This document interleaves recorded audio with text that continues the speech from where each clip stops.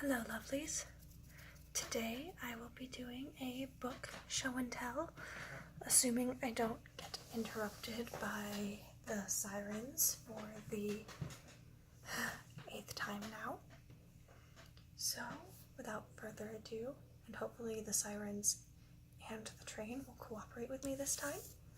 So, I've kind of put the books I have in order from like classics to more modern to the journals I wanted to show off. I decided this was going to be all about books today.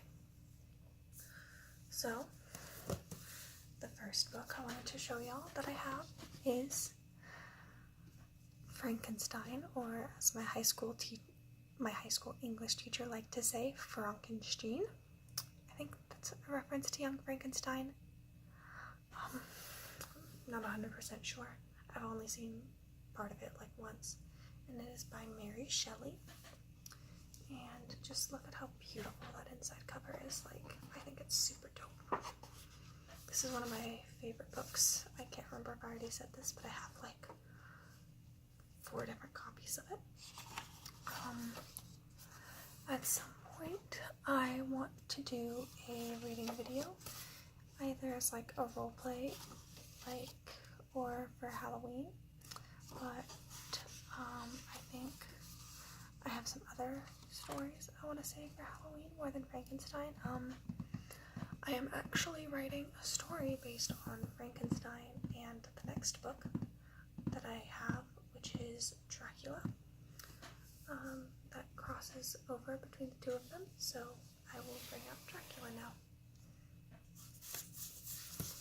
So this is one of 2 copies of Dracula I have. I have one at home and one at school. And it is by Bram Stoker. Not Stroker. I always want to say Stroker, but it's not. Dracula wasn't really what I expected. I haven't finished it yet. I'm not that far into it, but they describe Dracula as an old graying man, and it's not like the, I don't know, more seductive version of him we see in movies and whatnot nowadays. So that is interesting. I'm writing a story based on, if you've read them, after Frankenstein's creation runs away from the cabin where he tried to come into contact with the family. What if he ended up in Pennsylvania in Dracula's castle and basically was taught by Dracula? So that's the idea I had that I wanted to write. Yeah. So another book I have is A Little Princess by Frances Hodgson Burnett. I really like this book. I'm gonna go ahead and read the inside cover because it explains it better than I can, what it's about. When little Sarah Crewe is brought from India to London to join Miss Minchin's school, she arrives a princess, cloaked in velvet and feathers, surrounded by extravagant affection. Then disaster strikes, her father dies, and his business fails, and Sarah is cast into poverty. Now a beggar, and used by the school for back-breaking work, she must depend on her imagination and the kindness of strangers to lift her above the misery of her circumstances. A dramatic reversal of the traditional rags to riches formula, A Little Princess is truly a magical story about the power of optimism in the face of adversity, which continues to enchant readers of all ages, with illustrations by Reginald Birch and an afterword by Anna South. So let's see if I can flip through and find an illustration. I found one last time I did this. Let's see if I find one. Oh, here we go. That's Miss Minchin, I believe, the evil headmistress, and Sarah, the main character. She's not actually a princess. She is just spoiled like one in the beginning, but she still has a heart of gold. And in the end, she is rewarded for that. It does have a happy ending. So, that's A Little Princess. I also really love how the edges of the pages are gold. I really love shiny things, I'm not gonna lie to you. So, the last book in the classics section I have, I guess, is Complete Stories and Poems of Edgar Allan Poe. I'm going to move some of these books out of my way real quick. And then you can't see them if they're not right.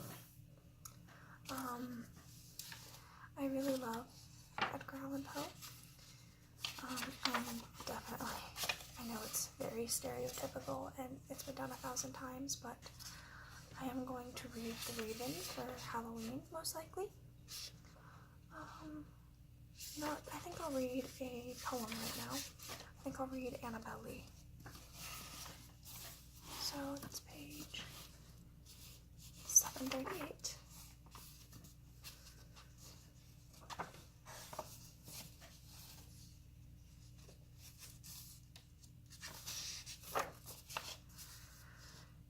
It was many and many a year ago, in a kingdom by the sea, that a maiden there lived, whom you may know by the name of Annabel Lee. And this maiden she lived with no other thought than to love and be loved by me. I was a child, and she was a child, in this kingdom by the sea, but we loved with a love that was more than love, I and my Annabel Lee. With a love the winged seraphs of heaven coveted her and me. And this was the reason that long ago, in the kingdom by the sea, a wind blew out of a cloud chilling my beautiful Annabel Lee, so that her high-born kinsman came and bore her away from me, to shut her up in a sepulchre in this kingdom by the sea. The angels not half so happy in heaven when envying her and me. Yes, that was the reason, as all men know, in this kingdom by the sea, that the wind came out of the cloud by night, chilling and killing my Annabel Lee. But our love, it was stronger by far than the love of those who were older than we, of many far wiser than we, and neither the angels in heaven above, nor the demons down under the sea, can ever dissever my soul from the soul of the beautiful Annabel Lee. For the moon never beams without bringing me dreams of the beautiful Annabel Lee, and the stars never rise, but I feel the bright eyes of the beautiful Annabel Lee. And so all the night tide I lie down by the side of my darling, my life and my bride, in the sepulchre there by the sea, in her tomb by the sounding sea. So most of his stuff is pretty dark. Pit in the Pendulum actually has a not horrible ending. Spoiler alert, he does get rescued. The guy who's under the pendulum. But that's the only one I can think of. I read The Telltale Heart for another video. I'm definitely going to read The Raven and The Mask of the Red Death at some point. My personal favorite is The Mask of the Red Death. I actually wrote a paper on Edgar Allan Poe and The Mask of the Red Death and how his writing was influenced by his real life. And The Mask of the Red Death is all about the bubonic plague, which his birth mother died of, and then his adopted mother died of, and then his wife, who is also his cousin, died of. So basically all of the women, most of the women he loved, were killed by, I think it was the bubonic plague. No, tuberculosis. Sorry, I misspoke. It's tuberculosis. It was TB.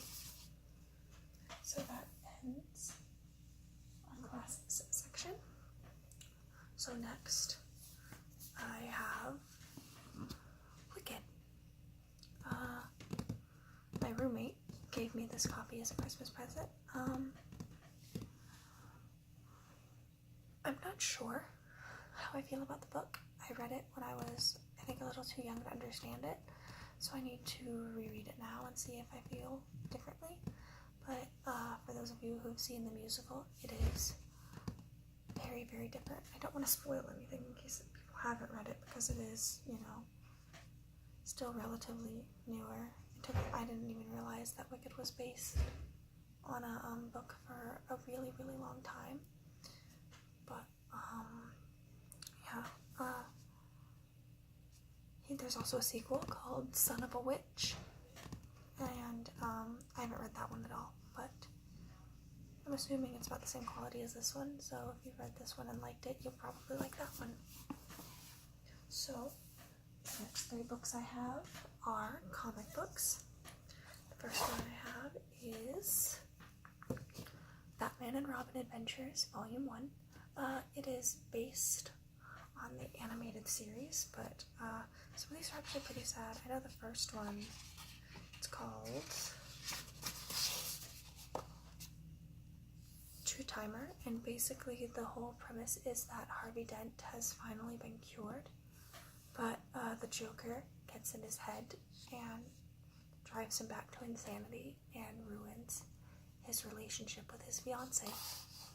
So it's actually really sad, but a lot of the other ones are a little less sad and not as dark as this one.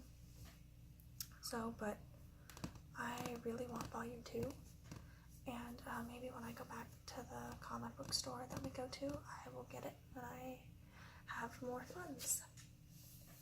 So the second comic book I have is also Batman. It is Batman White Knight, and I haven't finished reading this one yet.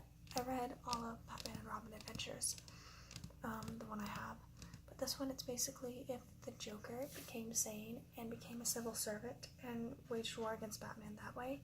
And I know he does manage to arrest Batman. I haven't read all of it, but I have read that far into it. So the art is really, really amazing. Just wow. I think it's really cool. This is one of my favorites down here. It's a picture of the Joker. I think it's really, really cool. I'm sorry if you can hear the car outside. I'm hoping that doesn't make it into the final cut. But that one, it's a really interesting concept, and I am super excited to finish it. The last comic book I have is a little different. It's not really a well-known comic, but it's called Moon Cop, and it's about the last cop on the moon. Basically, Earth, the people of Earth have colonized the moon. However, the settlement failed, and so now it ends up that only he and the barista are left, and they kind of form this friendship relationship. It's not really a romance. They form this really bittersweet relationship on being the last two people on the moon and all alone. It's actually kind of depressing, but it's still really, really, really good. Let's open it up a little bit just so we can see the art style a little bit better. So, Moon Cop by Tom Gold, and you see the picture of the moon, and this is the art style. It's very, I don't know how to describe it, but I really, really like it. And you can see the little Moon Cop in his little moon cruiser. I can't remember if that's actually what it's called, but that's what I'm calling it. Yeah. So right now there are still people with him on the moon, but they all leave in the comic, and he ends up all alone, aside from the barista. Yeah.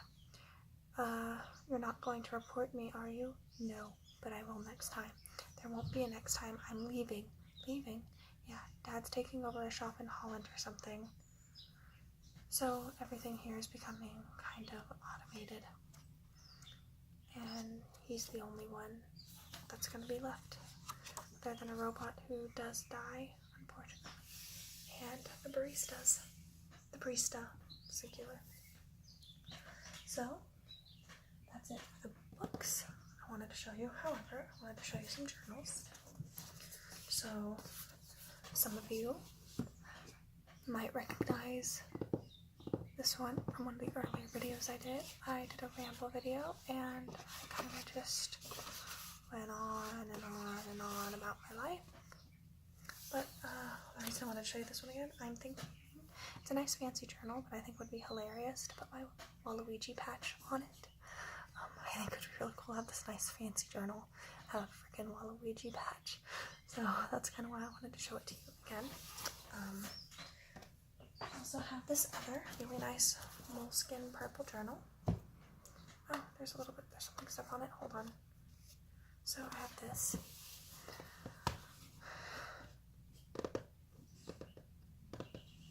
Maybe I'll use this for ASMR scripts and ideas since I'm running out of room on Google Drive with the videos I've uploaded. I need to delete some because I have them saved to my computer. But do I have anything written in here? So this is the inside cover. I don't think I have anything written in here. No, I do have something written in there. It's just what was going to be my future plans, but I'll just get rid of that page. This is probably going to be my go-to journal for ASMR planning and ideas. So there's one more journal I would like to show you before I wrap things up. And it is my personal journal that I use a lot. It has Darth Vader, my favorite Star Wars character, on it. And you can see Star Wars, and you have the Star Destroyer and a couple TIE fighters. And I love this journal because I love Star Wars, and I've had it for 5 or 6 years now. And I'm not that far into it, but because I don't write as often as I should. But I do use it frequently, especially when I'm having a hard time. I write all my feelings down, and Darth Vader keeps them secret for me. So that's everything I had to show you for this video. So sweet dreams, lovelies, and have a nice night.